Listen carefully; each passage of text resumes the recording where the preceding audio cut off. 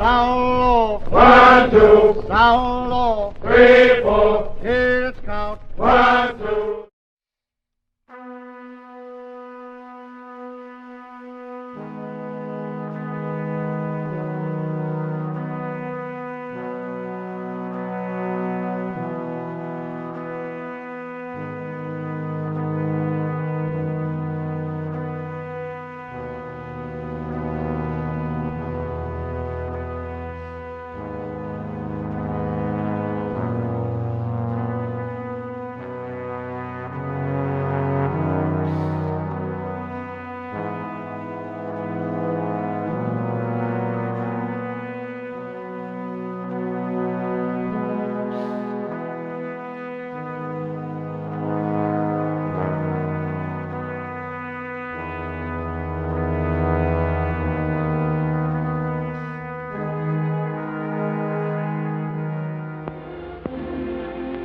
Leonard Roy Harmon, steward's mate, first class USN. For extraordinary heroism while serving aboard the USS San Francisco during action against enemy Japanese forces in the Solomon Islands area on November 12th and 13th, 1942, the Navy Cross, a fighting ship named for a fighting man.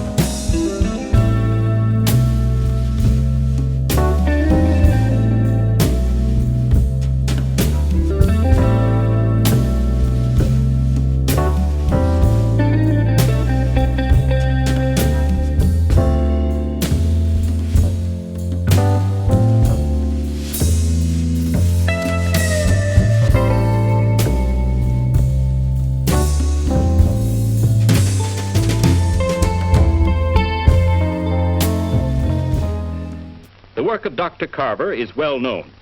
While at Tuskegee, he has contributed much to the science of nutrition and is now using his talents and his knowledge in the war effort. I am not sure that I am worthy of this splendid citation, but I wish to say also that I thank you from the depths of my heart.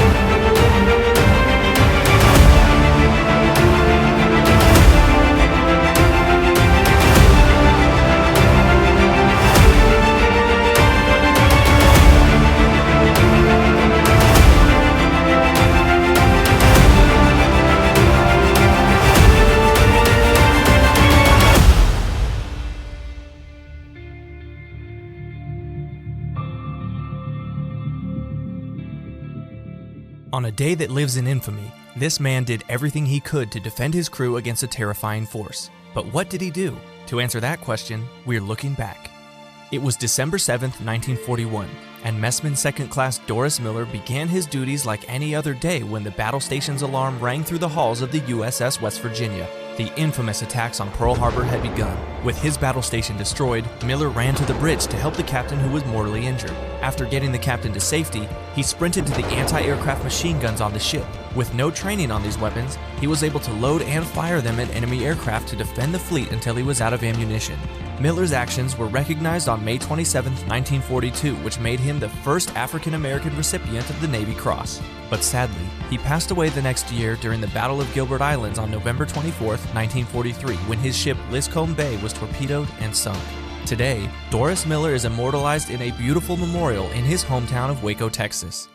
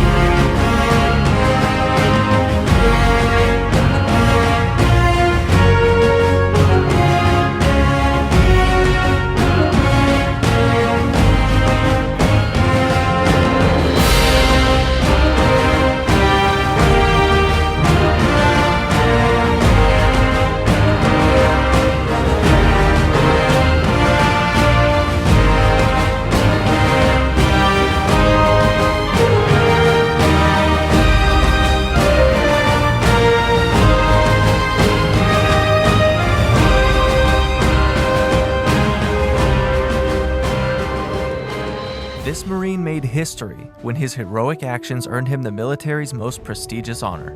But who was he? To answer that question, we're looking back. Private First Class James Anderson Jr. was born in Los Angeles, California on January 22, 1947. After high school, he decided to enlist in the U.S. Marine Corps in February of 1966. After completing his training, he shipped out to Vietnam during Operation Prairie 2 in December of the same year. But on February 28, 1967, PFC Anderson's platoon was ambushed by North Vietnamese forces. As a final act of bravery, PFC Anderson used his own body as a shield when he dove on a grenade. On August 21, 1968, PFC Anderson became the first African-American Marine to be awarded the Medal of Honor. Although his time in service was short, his legacy lives on, and the selfless sacrifice he made earned him a spot among the many other heroes on the Vietnam Veterans Memorial.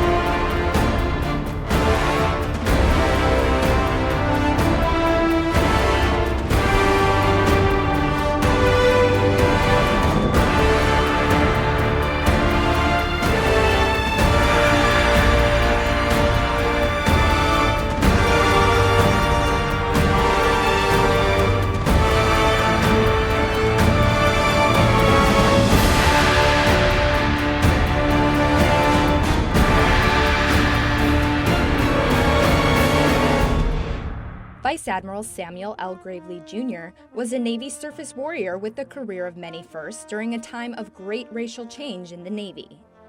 Shortly after enlisting in the Navy as a fireman apprentice during World War II, Vice Admiral Gravely was the first African American to participate in the V-12 commissioning program. He served aboard a segregated submarine chaser until the end of the war. In 1949, he was called back to active duty to be a recruiter for the newly desegregated Navy. After serving on multiple ships during the Korean War, he transferred to active duty permanently in 1954.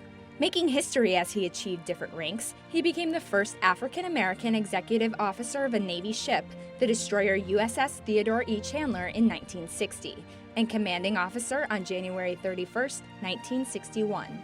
Selected as the first African-American Rear Admiral in 1971, he took command of Cruiser Destroyer Group 2 and eventually the entire Third Fleet. Vice Admiral Gravely finished his career as the director of the Defense Communication Agency and retired after a distinguished 38-year career. Vice Admiral Gravely died in 2004. The destroyer USS Gravely has been named in his honor. His wife Alma Gravely agrees with the decision. He always wanted to become the skipper of the destroyer. That's why I'm happy that the Navy decided to build a destroyer for him, because I don't know if he would be too pleased for any of the ships, whether it was bigger or smaller. He loved destroyers. He loved to go to sea with them. From the Defense Media Activity, I'm Petty Officer Amara Timberlake.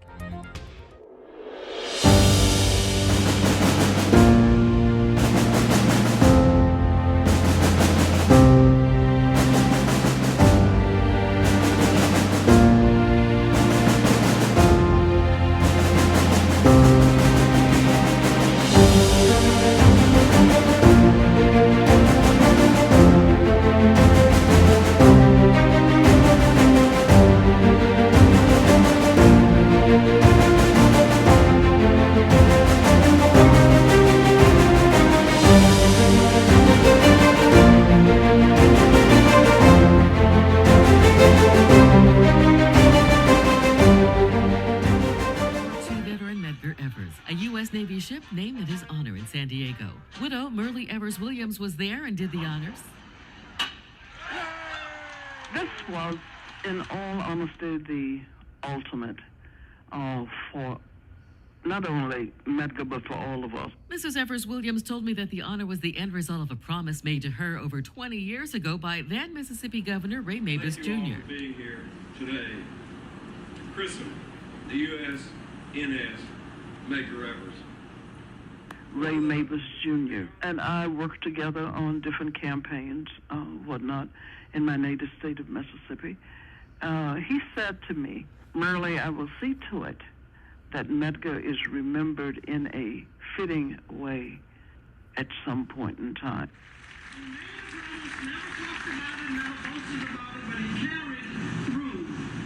Ray Mabus Jr. is now the head of the U.S. Navy and demanded that the late Evers be honored. During the christening ceremony, Secretary Mabus said, Medgar Evers' work shows that one great person and one great idea can still make a difference. Medgar Evers fought in World War II in France and Germany, and he came home to fight for the inalienable rights of equality. Evers Williams said, I think those who serve on this ship and those who see it in different parts of the world will come to know who Medgar Evers was and what he stood for. He never asked to be out front and acknowledged. He did it because he believed in his country. It's almost miraculous. Someone asked me, well, how do you feel about the ship? It's not a monument, a standing monument. And I said, that's one of the wonderful things about it for our family. The USNS Medgar Evers will play a critical role delivering food, fuel, and other supplies to Navy ships and allies at sea, and will be commissioned for humanitarian efforts around the world. I'm Kim Lampkins.